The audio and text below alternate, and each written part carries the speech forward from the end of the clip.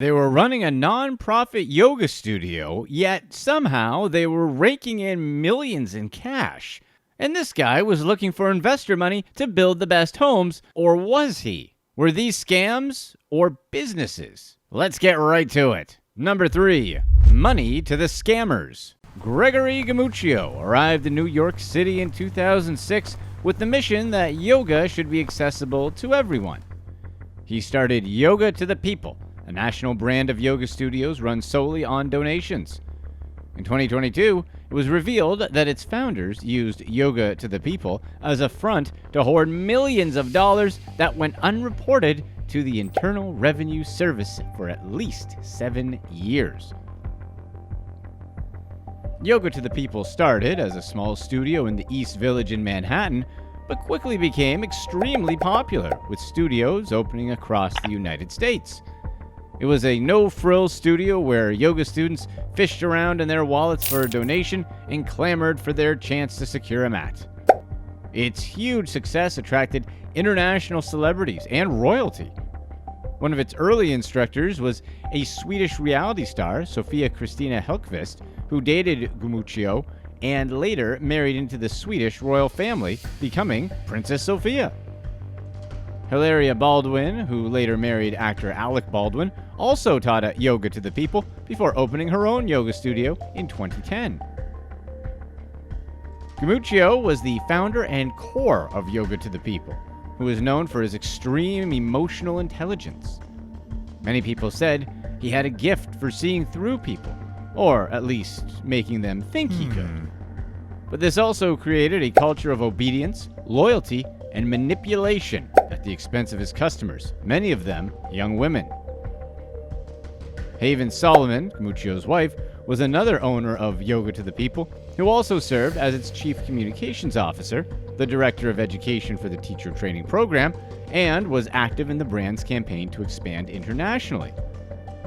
Michael Anderson was the third founder and chief financial officer who was involved in negotiating leases for Yoga to the People studios and entities, obtaining employee information, opening bank accounts, and helping Gumucio expand the company.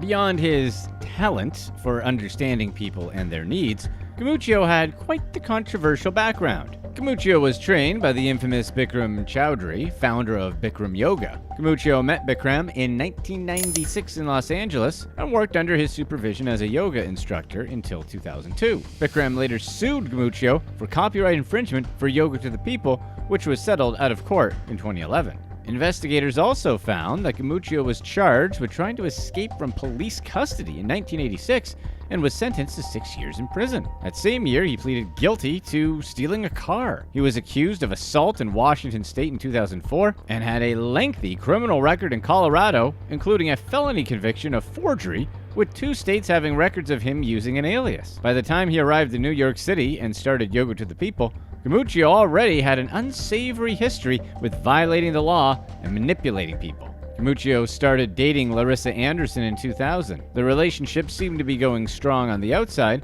with Gumucio telling Anderson she was beautiful and perfect, except for her varicose veins. He continued to point out her insecurities and eventually revealed that he had been lying about his age for their entire relationship. After his driver's license fell out of his pocket while they were doing laundry, Anderson found that Gumucio was several years older than he claimed to be. She began working for him and helping to pay his bills. He justified it by saying he was doing a public service by making yoga accessible to all. She bought him a car and ran up a huge credit card debt by trying to build a life with him. Anderson grew suspicious when she noticed Gumucio was spending a lot of time with other women. At one point, he tried to manipulate Anderson into drug use and an unwanted relationship. Eventually, one of Gumucio's other women became pregnant. Anderson and Gumucio broke up. People who knew him said Gumucio had a history of manipulating his female students and teachers, especially preying on those going through a vulnerable period in their lives. He was known to flirt with the young, attractive women who worked for him at company boozy events. Gumucio offered himself as a support system to his female instructors and students,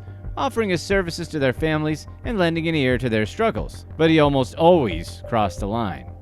Donations were deposited into tissue boxes passed among the students like a church collection plate. Instructors weren't allowed to count the money and instead had to bring the boxes directly to Gumucio's house, where he counted the cash at what he called stacking parties. Then they stashed the money in guitar cases. At one stacking party, at least $30,000 cash was stuffed in a guitar case. Its instructors were an important source of revenue too. Yoga to the People offered yoga teaching training programs that cost $3,000 per person. Then, Gumucio pressured them into teaching classes for free and performing tasks outside of their job description like cleaning the studio, stacking piles of money at his house, and depositing money into his bank accounts. From 2013 to 2020, Gumucio, Haven, and Anderson worked out a scheme to avoid reporting income to the IRS. They paid employees in cash off the books, refused to provide his instructors with tax documents, didn't maintain financial records, and paid personal expenses with business accounts. Two of the three owners submitted fake tax returns when trying to take out a loan or seek an apartment, but they never filed any tax returns with the IRS. By the mid-2010s, the Brooklyn branch of Yoga to the People alone brought in nearly $500,000 over a 6-month period. The owners used the money for world travel, season tickets for sports games, designer clothing, and horseback riding. Gumucio had Denver Broncos season tickets from 2011 to 2014 with a value of $41,000. Solomon spent $49,000 in horse shows and equipment from 2017 to 2018. From 2015 to 2020, Gumucio used company bank accounts to pay for other personal expenses, including $160,000 in personal credit card bills, $270,000 on flights, $75,000 on hotels, and $40,000 on restaurants. Yoga Alliance, a nonprofit organization that sets the standards for yoga teacher certification and studio well-being, started an investigation into Yoga to the People for the inappropriate relationships Gumucio had with his students and allegations of tax evasion. In 2020, Gumucio closed its doors due to the COVID pandemic.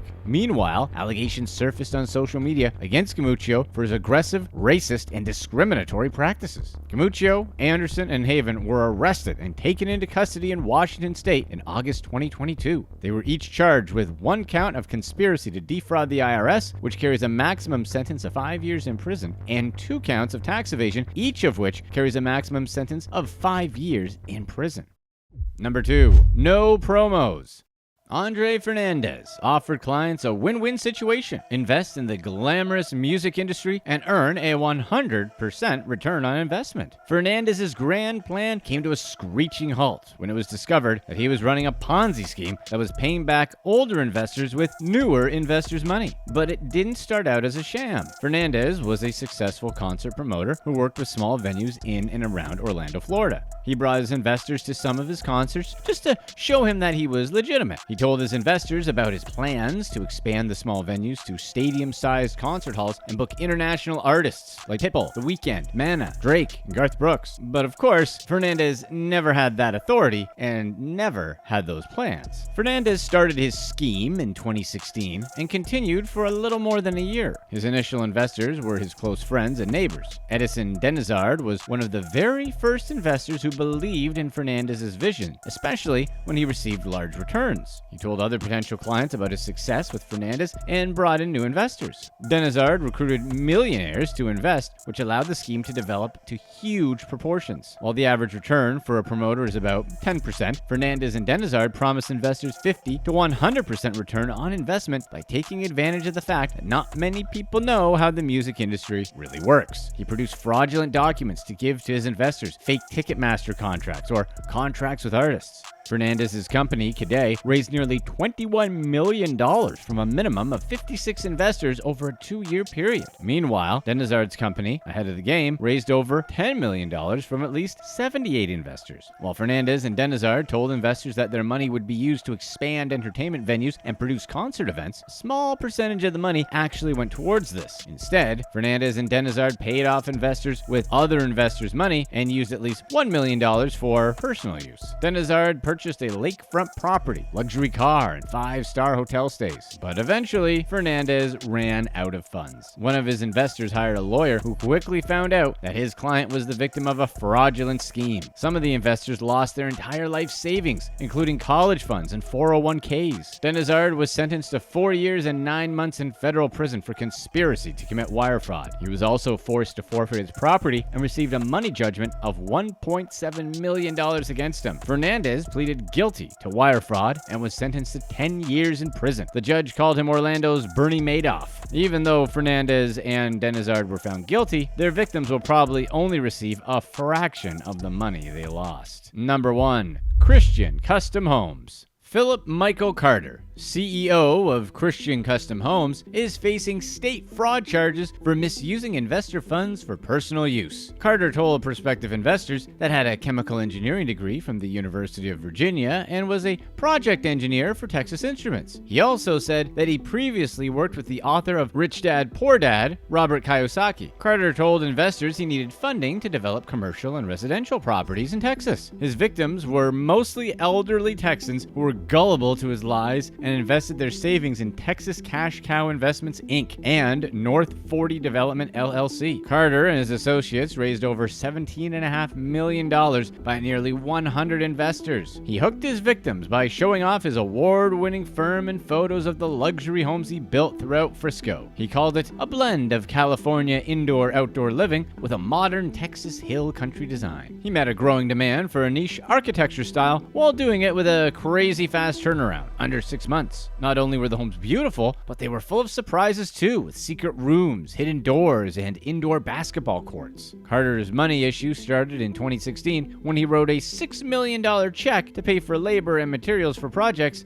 but the check bounced. In October 2016, Carter raised $32 million in funding from a private equity firm in Seattle to pay for the ongoing construction costs for the 2 properties. But the catch with this agreement was that investors would be put at high risk of not receiving their money back if Carter defaulted on the loan. But Carter's investors didn't know this. They also didn't know that in 2016, one of Carter's sales agents, Bobby Guess, received a letter from the U.S. Attorney's Office saying that he was being investigated for mail fraud, money laundering, and securities fraud. Guess was sentenced to 12 years in state prison. Carter didn't act alone. His wife, Shelley Noel Carter, also helped run the scheme in addition to his sales agents Bob Guess, Robert Tilford, and a former pastor, Timothy Lloyd Boot, for advertising the fraudulent scheme. Instead of using funds for the new developments as promised, Carter paid off personal expenses and a personal IRS tax lien. He became short on cash for his luxury construction projects, so he and his co-conspirators defrauded hundreds of investors trying to pay off their debts. The Texas State Securities Board entered a cease and desist against Guess and others in 2016. They conducted a search warrant, unbeknownst to investors, and continued to raise millions of dollars for the North 40 investment program afterwards. Christian Custom Homes continued to lure investors through brochures, radio interviews, and invitations to fancy dinners. Carter and his salesmen told prospective investors about opportunities for a 9% return on investment with North 40 Development and Texas First Financial, even though they knew that their money would be spent paying off debts instead of working on construction projects. Guess was sentenced to 12 years in prison. Tilford was sentenced to 12 years behind bars for securities fraud and violating registration laws. Booth received a sentence of 68 years in state prison for promoting the scheme through his digital advertising company. Carter was indicted on charges related to the sale of fraudulent promissory notes. His wife was charged with money laundering